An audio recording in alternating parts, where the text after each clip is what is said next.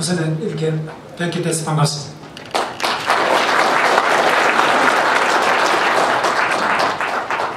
안녕하십니까.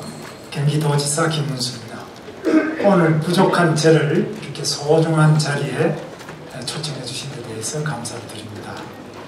자유민주주의 대한민국의 발전과 영광을 위해 헌신하고 계시는 미래한국국민연합 회원 여러분 반갑습니다. 평소 존경하는 고영주, 권영애, 김홍도, 박근, 송정수 미래한국국민연합 공동대표님 감사드립니다. 한국문단 이도영 발행인님과 토론에 참석해 주신 고성국 박사님, 최우원 교수님, 변희재 발행인님과 건국대학생 제이랑 분에게도 감사의 말씀을 드립니다. 간단하게 제가 생각하는 오늘날 우리 대한민국이 처한 현실과 과제에 대해 말씀드리도록 하겠습니다. 대한민국은 전 세계 230여 개 국가 중 가장 성공한 나라입니다. 바로 이 자리에 계신 어르신들이 그 성공의 주역이십니다. 식민지에서 해방되자마자 남북으로 분단되고 참혹한 전쟁을 거친 후 자원 빈국 상태에서 산업화와 민주화를 동시에 이룩하고 세계 10대 경제대국, 지구촌 곳곳에 한류를 전파하는 대한민국 63년의 성취는 5000년 민주 역사에 가장 빛나는 역사입니다. 지금 대한민국이 혼란한 이유는 국가 목표와 이에 대한 국민들의 합의가 없기 때문이라고 생각합니다. 지금 대한민국이 당면한 국가 목표는 무엇입니까? 남북 통일입니까? 선진국 진입입니까? 아니면 국민 화합입니까? 저는 통일 선진 강대국을 건설하고 국민이 행복한 나라를 만드는 것이 이 시대 우리나라가 추구해야 할 국가 목표라고 생각합니다. 첫째, 반드시 통일을 이루어야 합니다. 통일은 이 시대 우리에게 부여된 사명입니다. 하지 않아도 괜찮다가 아니라 반드시 통일을 해야 합니다. 굶주림과 3대 세습 독재에 신음하는 북한 동포들과 우리가 이룩한 산업화와 민주화의 성과를 공유하고 민족 전체가 번영으로 나아가야 합니다.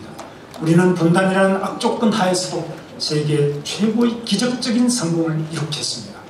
그러나 지금처럼 남북이 분단되어 대치하고 있는 상태에서는 선진 강대국으로 발전하는 데 한계가 있습니다. 둘째, 선진 강대국으로 우리나라를 한 단계 더 업그레이드 시켜야 합니다.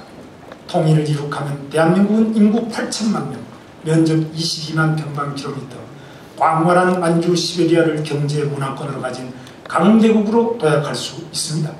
이만하면 됐다며 지금까지의 성공에 안주해서는 안 됩니다. 통일 대한민국의 인구와 영토, 민족 역량이면 20, 30내에 영국과 프랑스, 독일, 이탈리아 등 G7 국가를 추월할 수 있습니다. 이만하면 살만하니 이제 좀 살살하자, 이제 좀 쉬어가자라는 목소리도 있습니다만 다시 한번 운동화 끈을 졸라매야 합니다. 국민이 행복한 나라를 만들어야 되겠습니다. 지금 대한민국은 OECD 국가 중 자살률, 이혼율이 1위고 출산율은 최저입니다. 일자리를 만들어주는 나라, 결혼하기 좋은 나라, 자살이 없는 나라, 국민 모두가 자랑스러워하는 우리 대한민국을 만들어야 합니다. 성장의 혜택이 골고루 퍼져서 고용, 복지와 함께 선순환되는 시스템을 만들어야 국민들이 대한민국을 사랑하고 자부심을 갖게 될 것입니다. 10월 26일 서울시장 보궐선거는 국민의 1대 심판이었습니다. 한나라당은 20대, 30대, 40대로부터 철저히 외면당했습니다. 그들의 분노와 좌절, 실망과 냉소에 응답하기는커녕 귀조차 기울이지 않는 정당으로 규정되고 있습니다. 현실을 직시해야 합니다. 가장 먼저 청와대부터 국정대쇄신을 단행하여 민생을 최우선적으로 안정시켜야 합니다. 심각한 일자리, 물가, 부동산 등 현실 문제 중 무엇 하나라도 제대로 해결하는 모습을 국민에게 보여줘야 합니다. 특히 뉴타운, 재개발, 재건축, LH 문제 등 민심 악화의 핵심 부동산 문제부터 청와대가 책임지고 성심껏 해결책을 내놔야 합니다. 이명박 대통령께서 금융위기를 극복하고 외교적 업적을 보여주시지만 최근 시국에 대한 대통령과 청와대의 인식은 너무 안이하지 않은가 걱정이 됩니다. 청와대는 항상 민심과 동떨어지기 쉽습니다.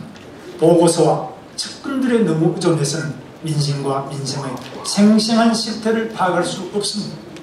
따라서 대통령께서는 야당 국회의원들과 비판적인 언론, 종교인, 젊은이들을 광범하고 빈번하게 만나서 경청하셔야 합니다. 한나라당은 철저하게 반성하고 혁신해야 합니다.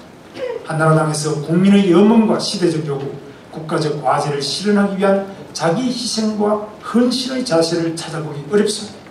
애국심과 헌신, 희생은 없고 자기 이속만 챙기는 늙고 낡은 정당, 부자들만 모인 정당으로 비춰지고 있습니다. 더 낮은 곳으로, 더 뜨겁게 국민을 섬기는 자세가 아니라 개인주의, 출세주의자만 모여 여론조사만 하고 있는 한 한나라당 미래는 없습니다. 한나라당은 국회의원직을 포함한 모든 기득권을 버린다는 비상한 각오로 임해야 합니다. 핵심은 당의 정체성과 방향입니다. 대한민국의 목표, 국민의 염원을 실현하는 겸허하고 헌신적인 일꾼으로 인정받을 때만 한나라당은 성공할 수 있습니다. 첫째,